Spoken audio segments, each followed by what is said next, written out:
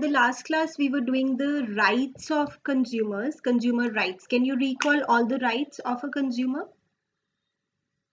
Right to safety, right to choose, right to record, right to seek redressal, right to education, and right to information. Yes.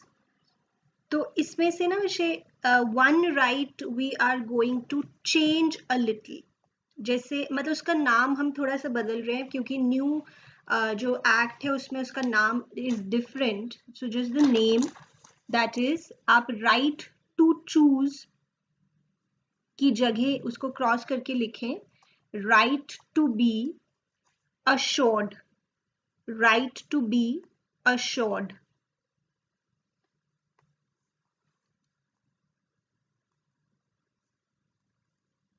In place of which one did I say? Yes, तो right to be assured आपकी book में है, ये देखो एक बार, the book that you have the old. Okay, so I will read it. इसमें actually बात तो वही है जो right to choose में थी. So the consumer has the freedom to access variety of products at competitive prices. This implies that the marketers should offer a wide variety of products in terms of quality, brand, prices, size, etc., and allow the consumer to make a choice from amongst these. Right? तो right to choose में भी यही था कि variety offer होनी चाहिए consumer को और वो उसमें से कोई भी चूज कर सके, ये उसकी मर्जी होनी चाहिए. So in place of right to choose, just cut that and write right to be assured. And इसका मतलब है the consumer has the freedom to access variety of goods. He can look at variety of goods. He can choose according to his choice at competitive prices. पर इसका जो implication है वो वही है जो हमने पहले पढ़ा था, that the brands should offer wide variety of goods and services, right? बाकी वही है, right to safety, right to be informed, right to be assured, this is what you see. right to be heard, right to seek redressal, इसमें हम बात कर रहे थे कि right to be heard होता है right to file a complaint और right to seek redressal होता है right to get a relief अगर कुछ भी गलत होता है against unfair trade practices or restrictive trade practices or unscrupulous exploitation. तो हमें इस एक्ट के अंडर रिलीफ मिल सकता है, तो वो रिलीफ्स की भी हम बात करेंगे. And right to consumer education. Okay, then we started writing the responsibilities. Check करो, just read them once.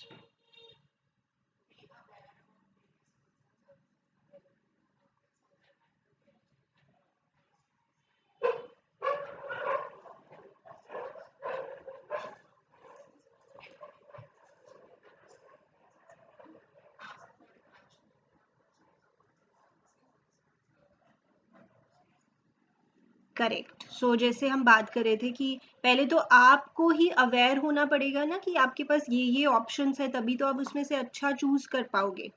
Then read labels carefully, ये भी हमारी एक जिम्मेदारी होती है. And of course we need to ask for the proof of transaction, for the proof of purchase. Okay, next. Buy only standardized goods. Buy only standardized goods as they provide quality assurance. Standardized goods मतलब जिन पे mark होता है, quality mark. I will show you some. इससे एक हमें आश्वासन मिल जाता है, एक सेटिस्फेक्शन होती है कि हाँ product would be of a good quality. Thus look for ISI mark on electrical goods. ISI mark आपको देखना चाहिए इलेक्ट्रिकल गुड्स के ऊपर. Second is FPO mark on food products. On food products. Jewellery पे होता है एक very popular mark on jewellery, hallmark on jewellery. Etcetera. वैसे और भी है, जैसे एग मार्क होता है एग्रीकल्चरल प्रोडक्ट्स पे, इको मार्क होता है इको फ्रेंडली प्रोडक्ट्स पे. So I will show you the picture.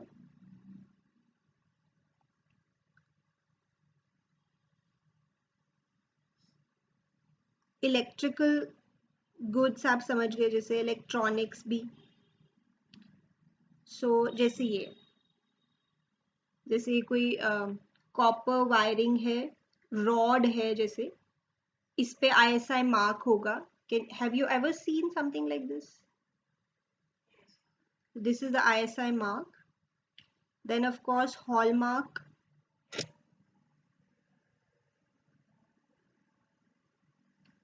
Hallmark on jewelry.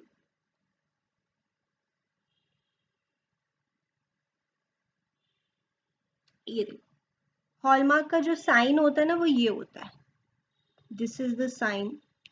And यहाँ पे मानक लिखा हुआ है. मानक इज स्टैंडर्ड, मतलब हिंदी में बोलते हैं. तो जैसे ज्वेलरी है, कोई भी ज्वेलरी, इस पे ये जो साइन है, दिस इज हॉलमार्क. यस, देखो आपकी बुक में भी आपको मिलेंगे. BIS hallmark. BIS की फुल फॉर्म क्या है? Bureau of Indian Standards, right. जैसे ये देखो, ये भी ब्यूरो ऑफ इंडियन स्टैंडर्ड्स ने इशू किया हुआ है mark. Then we have FPO, that is on food products. FPO, this is the image. इसकी फुल फॉर्म भी लिखी है, food process order. Then we have eco mark for eco-friendly products. It is also issued by Bureau of Indian Standards. So this is one of our responsibilities as a consumer, that we should buy standardized goods. We should look for quality mark, because it provides an assurance that the product would be of a good quality. ये आपको सारे marks पता होने चाहिए. Yes? Okay. So this was point number 4. 3 हमने already लिख लिए थे. आगे चलते हैं.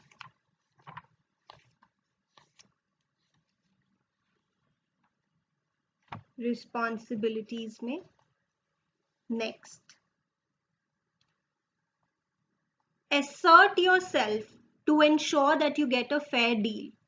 देखो अजय, अगर हम ही लाइफ में ऐसे बुद्धू बन जाएंगे तो मतलब फिर तो कोई भी हमारा एडवांटेज उठा सकता है. We should also be assertive.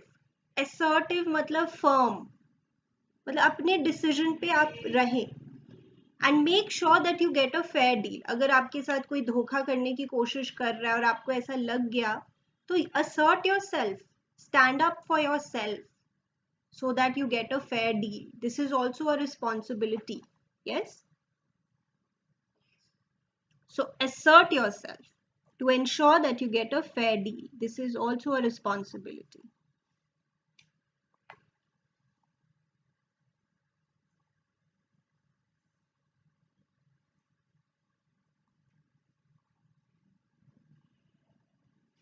Okay. Then जैसे हमें वो मिलता है मैन्युफैक्चरर की तरफ से इंस्ट्रक्शन कार्ड, इंस्ट्रक्शंस लिखी होती है, राइट. कोई मैनुअल होता है, तो क्या हमें उसे अच्छे से पढ़ना चाहिए? Yes, definitely. जैसे मान लीजिए अगर किसी भी प्रोडक्ट की इंस्ट्रक्शन कार्ड में लिखा है कि आप इसको वेट हैंड से मत यूज करें, या इसमें पानी ना जाए, हो सकता है किसी इलेक्ट्रॉनिक गुड में हो, तो वी शुड इंश्योर कि ऐसा ना हो. So this is another responsibility. Learn about the risks associated with products and services. इसमें follow manufacturer's instructions. एक बहुत सिंपल सा एग्जाम्पल, जैसे आप मैकडोनल्ड्स पे जाते हैं and you order that Mac puff, I think that's called Mac puff, उसमें लिखा होता है caution, the content inside is hot. तो मतलब उन्होंने लिखा हुआ है कि भाई ध्यान से खाना, ये गर्म हो सकता है, आपको रियलाइज भी नहीं होगा, but it might be really really hot inside.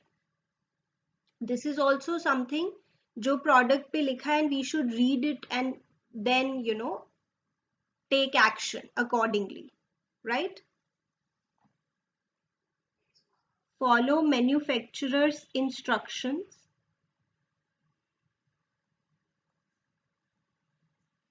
and use the product safely. And use the products safely. ठीक है.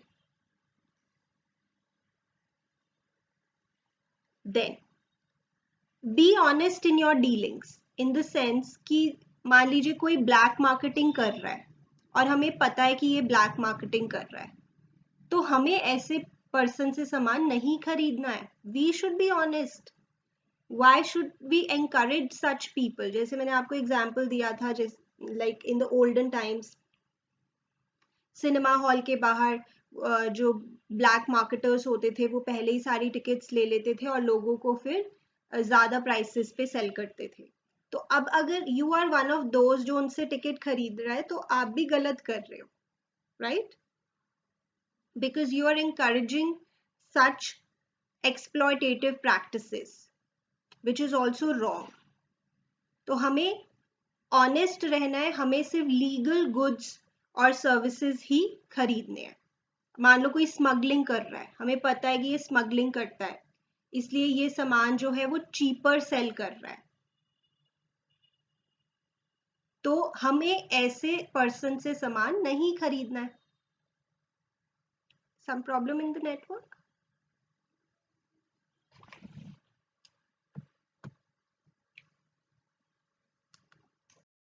कि अगर कोई स्मगलिंग कर रहा है और आपको पता है कि ये स्मगलिंग करता है, इसीलिए ये अपने गुड्स को चीपर प्राइस पे बेच रहा है, तो आप ऐसे पर्सन से गुड्स नहीं खरीदें, क्योंकि आप भी फिर ऑनेस्ट नहीं है ना. Can you imagine? Okay, so this is also one of our responsibilities as a consumer. Be honest in your dealings.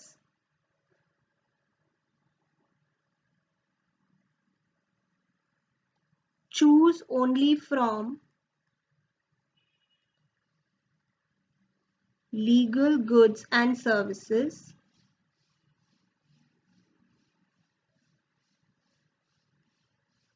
And discourage unscrupulous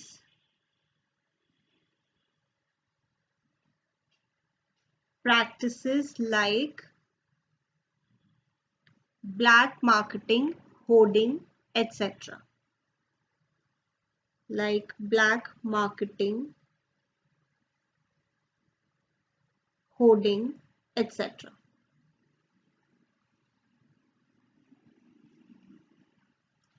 Then, ask for a cash memo. I've already made you write. इसके बाद है, अगर आपके साथ कुछ भी गलत होता है तो you should file a complaint in the appropriate consumer forum.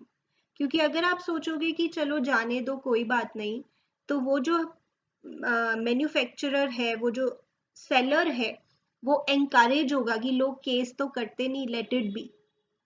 तो हमें केस करना चाहिए, कंप्लेन करनी चाहिए अगर कुछ गड़बड़ है, अगर कोई एक्सप्लॉयटेटिव प्रैक्टिस होती है. We should take the action even if the amount involved is small, right? But अगर हम वैसे बात करें generally, तो ऐसा होता है कि legal complications बहुत मुश्किल होती है. कौन तो लॉयर हायर करेगा, फिर कौन इतना टाइम लगाएगा कि वो कोर्ट के चक्कर काटे, हम ऐसे सोचते हैं नॉर्मली, बट नहीं सोचना चाहिए. If there is anything wrong that's happening, we should voice against it, raise a voice against it, right? तो वो तो हमें यही सिखाएंगे कि आपको कंप्लेन फाइल करनी चाहिए in case of any short coming. File a complaint in an appropriate consumer forum in case of a shortcoming in the quality of goods purchased or services availed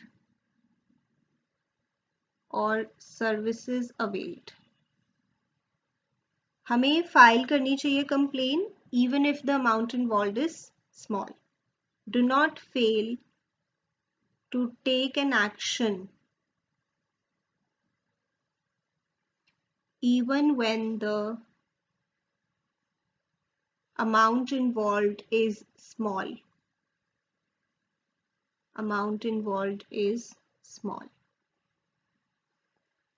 ठीक है. फिर हमें कंज्यूमर सोसाइटीज फॉर्म करनी चाहिए. मतलब we should come together, form societies, help people, take an active part in educating consumers and safeguarding their interests. So हम में से ही तो लोग होंगे ना जो कंज्यूमर ऑर्गेनाइजेशंस फॉर्म करेंगे, सोसाइटीज बनाएंगे, जिसका मोटिव होगा to educate consumers, right? So form consumer societies which would play an active part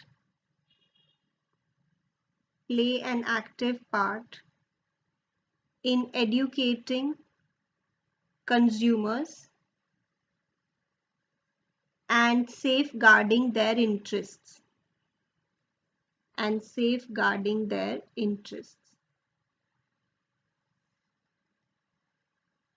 और लास्ट है that we should respect the environment. We should not throw the waste, we should not litter and contribute to pollution. तो as a consumer जैसे हमने कुछ भी खरीदा market से, we've eaten it and wrapper को ऐसे ही फेंक दिया, तो we are not a responsible consumer. So we have to respect our environment. That is another responsibility. Respect the environment, avoid waste, littering, and contributing to pollution.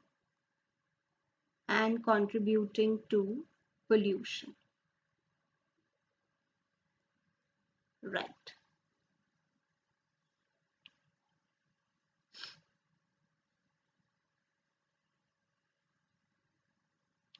ठीक है वैसे यहाँ तक लिखें. Alright, now we'll come to the most important part of the chapter, that is redressal agencies under the Consumer Protection Act. वो आपको ये सिखाएंगे कि अगर आपके साथ कुछ ऐसी unfair trade practice होती है and you want to file a complaint or you want to file a case, तो आप कौन सी consumer court में जाएंगे. तो this is a very important topic for this chapter. The name of the topic is, इसको हम ऐसे भी कह सकते हैं, 3-tier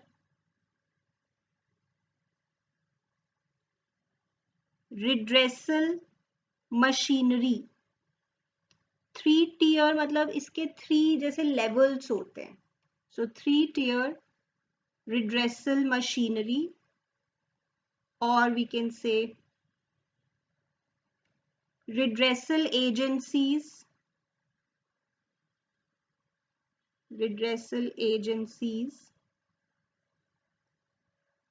under the Consumer Protection Act.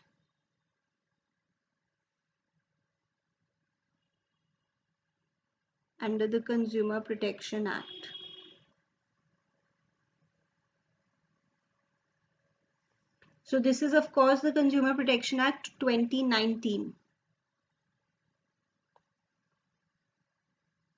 So we have, सबसे अगर नीचे लेवल से स्टार्ट करें, we have district commission.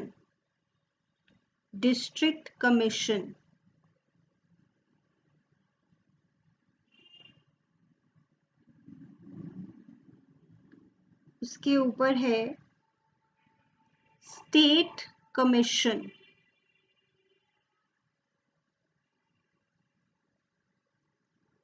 And फिर उसके भी ऊपर है नेशनल कमीशन, नेशनल कमीशन।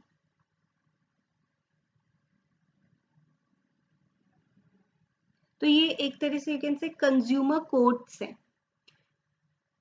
तो हमें किस सिचुएशन में किसके पास जाना है, this is what we have to talk about. Start कर सकते हैं। ओके, सो डिस्ट्रिक्ट कमीशन को एक्चुअली शॉर्ट में डिस्ट्रिक्ट कमीशन कहा जाता है, बट इसका जो पूरा नाम है वो तो होता है डिस्ट्रिक्ट कंज्यूमर डिस्प्यूट्स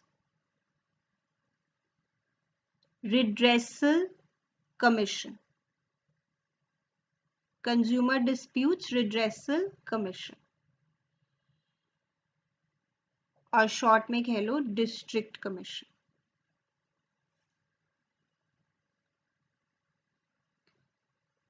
ठीक है, give the heading, then we will talk about it.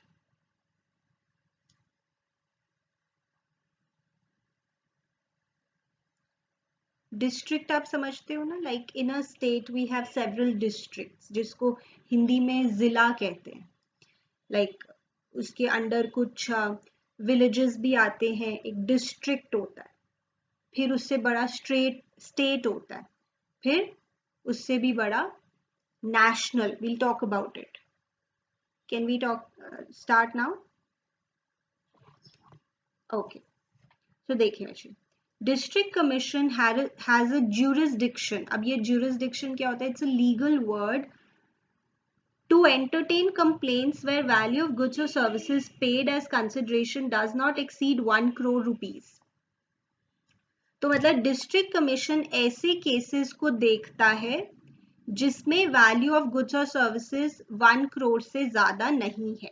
Jurisdiction मतलब इसका एरिया ऑफ स्कोप कितना है, मतलब ये कौन से केसेस देखेगा। So that is jurisdiction.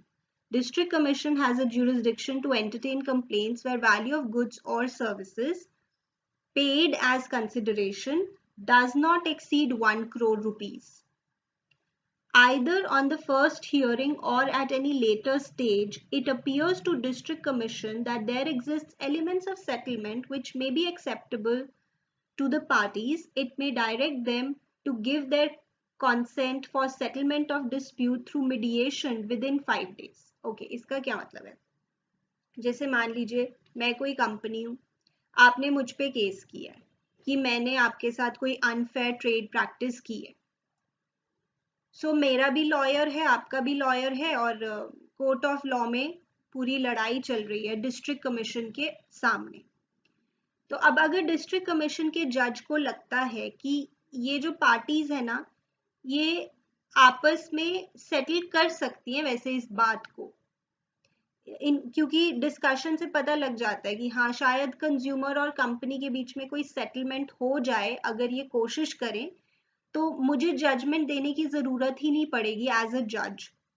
तो अगर फर्स्ट हियरिंग में ही या लेटर ऑन डिस्ट्रिक्ट कमीशन को लगता है कि चांसेस हैं कि दो पार्टीज के बीच में सेटलमेंट हो सकती है, तो वो पार्टी से पूछेगा देखो भाई सेटलमेंट करना चाहते हो या मैं अपनी तरफ से जजमेंट दूं, क्योंकि वो जजमेंट फिर फाइनल होगी, या तो तुम आपस में ही सेटलमेंट कर लो, आपस में बैठ के डिसाइड करो क्या एक दूसरे को एक्सेप्टेबल है, और वो जल्दी भी हो जाएगा, क्योंकि I will give judgement, it will take time, और ज्यादा हियरिंग्स होंगी, तब I will give you the final judgement.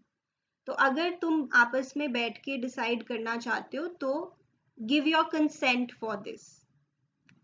तो अगर वो अपनी कंसेंट दे देते हैं तो हम उनका सेटलमेंट करवाएंगे थ्रू मेडिएशन विद इन 5 days। अच्छा, मीडिएशन क्या होता है? देखो जी, हमारी जो कोर्ट्स है ना वो ऑलरेडी ओवरबर्डनड है with a lot of pending cases. Can you imagine? तो हमारी गवर्नमेंट ने एक नया कॉन्सेप्ट निकाला है जो कि एक्चुअली पहले से है, आर्बिट्रेशन एंड मीडिएशन काउंसिल्स। तो उसमें क्या होता है कि लोगों के बीच में लड़ाई झगड़ा हुआ है, बट उनको बैठ के बिठा के बातचीत के थ्रू ही सॉर्ट आउट करवा दिया जाए, तो इससे अच्छा क्या होगा, जो कोर्ट्स हैं उन पे भी बर्डन कम होगा, because they already have a pile of cases जो अभी सेटल करने हैं। तो कुछ लोग ऐसे होते हैं जिनके बीच में लड़ाई तो होती है बट बैठ के बातचीत से सेटलमेंट हो सकता है, तो they should come to these mediation और आर्बिट्रेशन काउंसिल्स। तो अगर डिस्ट्रिक्ट कमीशन को लगता है ये पार्टीज वैसे आपस में बैठ के डिसाइड कर सकती है, तो वो उनसे पूछेगा कि देखो आपको मीडिएशन से अपना मामला सॉर्ट आउट करवाना है या मैं ही जजमेंट दूं।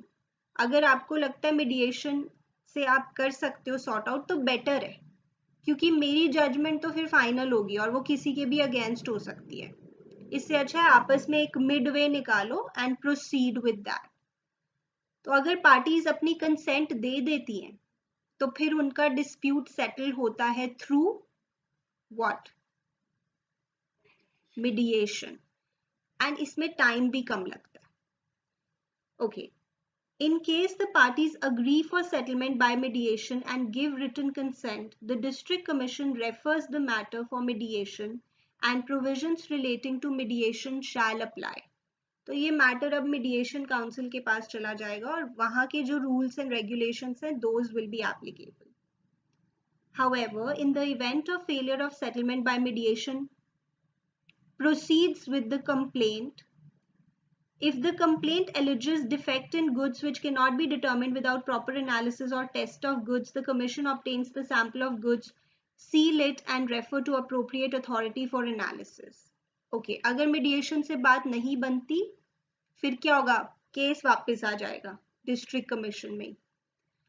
और वो कह रहे हैं अगर कोई ऐसा केस है जिसमें कंप्लेनेंट ने कहा है कि इस गुड में डिफेक्ट है और वो ऐसा डिफेक्ट है जो लेबोरेटरी में ही टेस्ट हो सकता है, तो आप उस गुड का या उसका सैंपल भेजेंगे किसी अप्रोप्रिएट अथॉरिटी को, जैसे laboratory you can imagine, for analysis. जैसे मान लीजिए किसी ने क्लेम किया कि मैगी के पैकेट, मैगी में लेड है, तो अब वो कैसे पता लगेगा, इसको तो एक अप्रोप्रिएट अथॉरिटी के पास टेस्टिंग के लिए भेजना पड़ेगा, तभी पता लगेगा। यस तो अगर ऐसी जरूरत पड़ती है तो we will do that.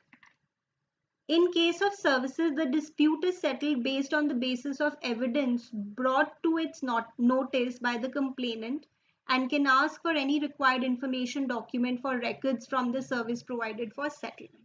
But service के केस में ऐसे sample थोड़ी भेजोगे laboratory में analysis के लिए. Can you do that in case of a service?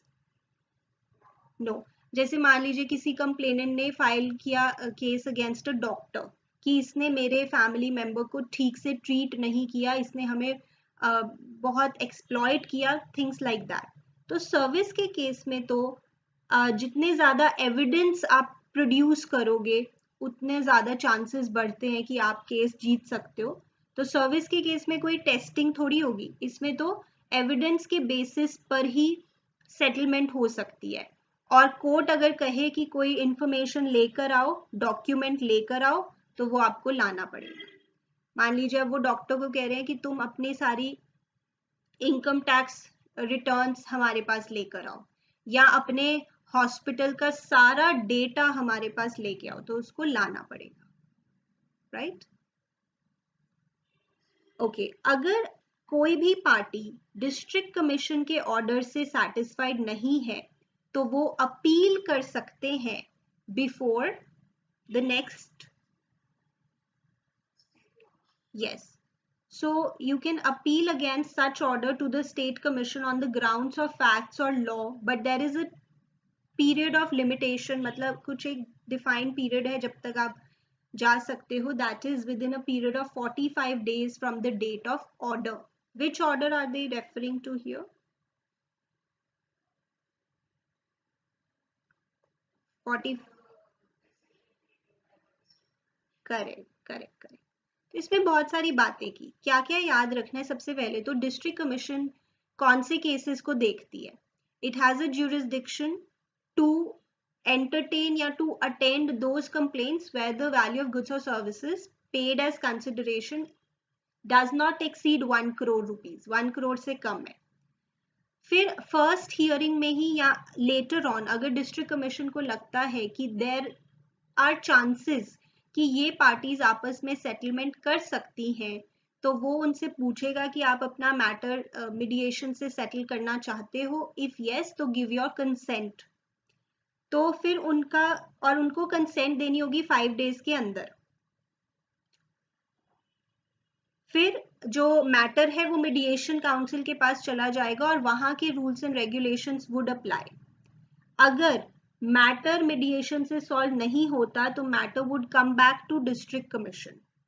Then अगर कंप्लेंट में ऐसा एलिज किया गया, एलिज मतलब कंप्लेनेंट ऐसा कह रहा है कि जो गुड्स हैं उसमें डिफेक्ट है और वो डिफेक्ट विदाउट प्रॉपर एनालिसिस अगर डिटर्मिन नहीं हो सकता है, तो you might have to send the goods और a sample thereof to an appropriate authority for testing. और सर्विसेज के केस में that is not possible, so the dispute is settled based on the evidences brought in by the complainant. And if needed, the district commission can ask for more information, जो भी उनको चाहिए. If any of the parties is not satisfied by the order of the district commission, then that party can appeal to the state commission within a period of 45 days from the date of the order passed by the district commission.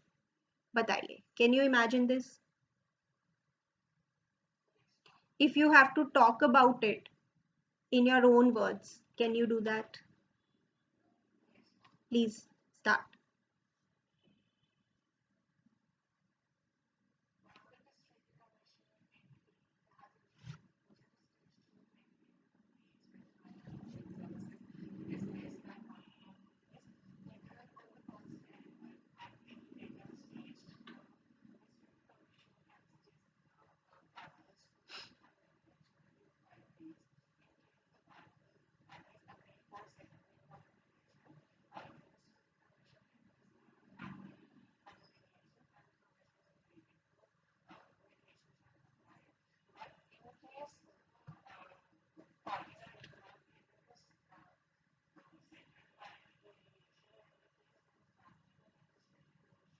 Hmm.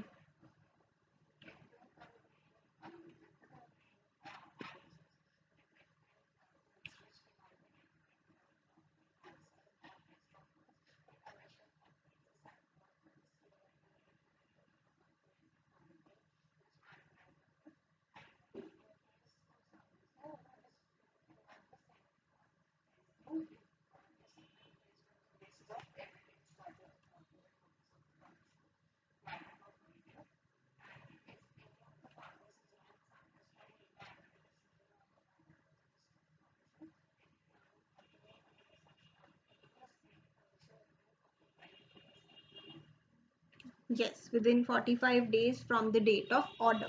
Exactly. तो ये सारी बातें विषय हमें learn भी करनी है, समझनी भी है of course. And I think इसको अगर हम 2-3 बार पढ़ेंगे and will try to speak it तो हमें लर्न भी हो जाएगा, क्योंकि बातें सिंपल ही है, कोई बहुत ज़्यादा डिफिकल्ट चीज़ नहीं है.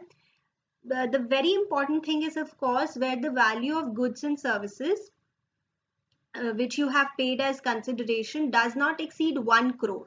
Then you go to the district commission. District commission may ask the parties to settle their matter by mediation. If they give their consent, then yes, the matter would be referred to the mediation council and the provisions of mediation shall apply. But if not, the matter comes back.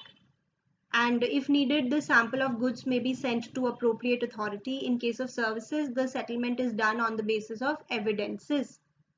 Right. And if you're not happy with the order of the district commission, you may appeal before the state commission within a period of 45 days from the date of order.